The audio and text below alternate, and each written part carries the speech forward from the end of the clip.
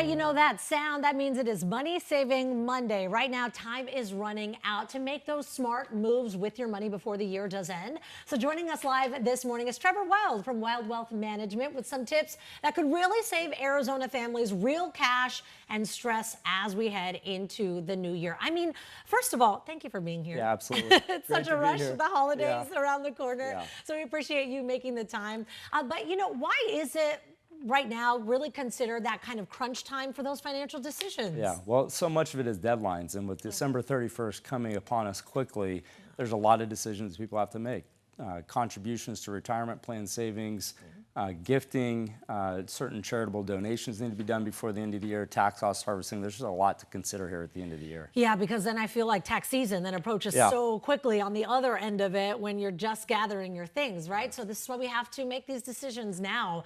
You kind of mentioned 401k, other accounts that we should look at, but I want to focus on the 401ks and the IRAs. I mean, what should we be checking for before the end of the year with those? Well, the most important thing is just how much have you contributed. You know, we're here at the end of the year. Most 401k contributions have to be done before December 31st.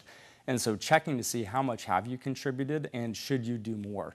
Also, if you had a birthday this past year, in particular, if you happen to turn 50, there's some additional provisions where you can make additional contributions. So I think the key right now is just figuring out how much have I contributed and should I be doing more before the end of the year. And would you recommend that if you know, with those additional provisions, if you turn 50 and you can add a little bit more, would you advise people to take advantage? You know, one of the most common questions people ask is how much do I need to put away? And the real answer is as much as you can. Yeah. So if you can make an additional contribution to your 401k, get an extra tax deduction, it's probably a smart move. Yeah, I feel like I never forgot this one phrase, which is it's never too early and it's never too late with those. So don't feel like you are behind and don't feel like it's too early.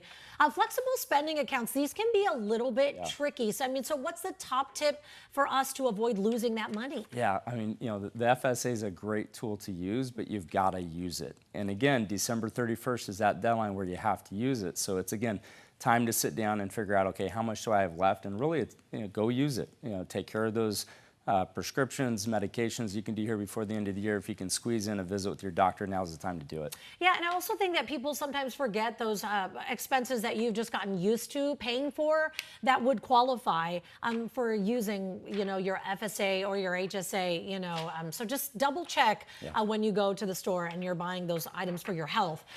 Tax loss harvesting, that's not something that I've heard too much about. It kind of sounds a little bit complicated. I mean, break it down for us. Yeah, look, tax loss harvesting very simply is taking an investment that you have a loss in, selling it now to get the tax loss and using it to offset capital gains. Again, December 31st is the deadline in which that has to happen, and so it's time to take a peek at that to see if that's something you could benefit from as well. So as we get to the end of the year, maybe your beneficiaries have changed, maybe they haven't, insurance coverage. I mean, what do we need to look out for as far as those are concerned? It's a great topic of conversation. We see this so frequently with people. Life changes for people, and they get married, they have kids. It changes, and most of your employer benefits don't automatically update your beneficiaries. So again, taking an opportunity to sit down, going through your life insurance policies, your retirement plans, and considering who your beneficiaries are is a really good time to do it as well. Yeah, I mean, because you do have a lot of life changes and you're just kind of trying to catch up with it. I know we just had a son this year, and so I'm like just trying to get through with doctor's appointments and all these things, but we got to check those boxes.